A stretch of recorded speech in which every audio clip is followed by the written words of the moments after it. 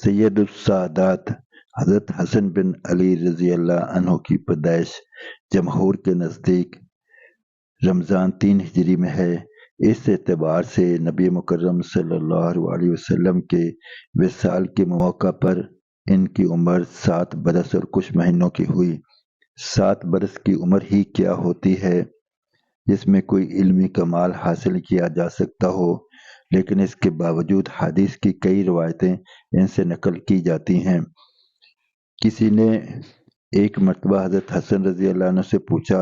کہ تمہیں نبی مکرم صلی اللہ علیہ وسلم کی کوئی بات یاد ہے؟ انہوں نے فرمایا ہاں، نبی مکرم صلی اللہ علیہ وسلم کے ساتھ میں جا رہا تھا، راستہ میں صدقہ کی کھجوروں کا ایک ڈھیر لگ رہا تھا، میں نے اس میں سے ایک کھجور اٹھا کر منہ میں رکھ لی۔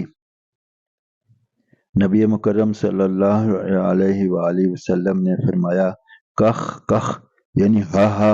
اور میرے منہ سے نکال دی، اور یہ ارشاد فرمایا کہ ہم صدقہ کا مال نہیں کھاتے، اور میں نے 5 نمازیں خاتم الانبیاء والمرسلین حضرت محمد رسول اللہ صلی اللہ علیہ وسلم سے سمجھی ہیں۔ حضرت حسن رضی اللہ عنہ فرماتے ہیں مجھے وتر میں پڑھنے کے لیے نبی مکرم صلی اللہ علیہ وسلم نے یہ دعا بتائی تھی، اللہم اہدنی فی من ہدیت وعافنی فی من عافیت وتولنی فی من تولیت وبارک لی فیما اعطیت وقنی شر ما قضیت فانک تقضی ولا یقضی علیک انہ لا یذل من والیت تبارکت ربنا وتعالیت۔ اس کا ترجمہ ہے اے اللہ تو مجھے ہدایت فرما من جملہ ان کے جن کو تو نے ہدایت فرمائی، اور مجھے عافیت عطا فرما ان لوگوں کے ذیل میں جن کو تو نے عافیت بخشی، اور تو میرے کاموں کا متولی بن جا جہاں اور بہت سے لوگوں کا متولی ہے، اور جو کچھ تو نے مجھے عطا فرمایا ہے اس میں برکت عطا فرما، اور جو کچھ تو نے مقدر فرمایا ہے اس کی برائی سے مجھے بچا کہ تو جو چاہے طے فرما سکتا ہے، تیرے خلاف کوئی شخص کچھ بھی فیصلہ نہیں کر سکتا، اور جس کا تو والی ہے وہ کبھی ذلیل نہیں ہو سکتا، تیری ذات بابرکت ہے اور سب سے بلند تر ہے۔ امام حسن رضی اللہ عنہ فرماتے ہیں میں نے خاتم الانبیاء والمرسلین صلی اللہ علیہ وسلم سے سنا کہ جو شخص صبح کی نماز کے بعد طلوع آفتاب تک کسی جگہ بیٹھا رہے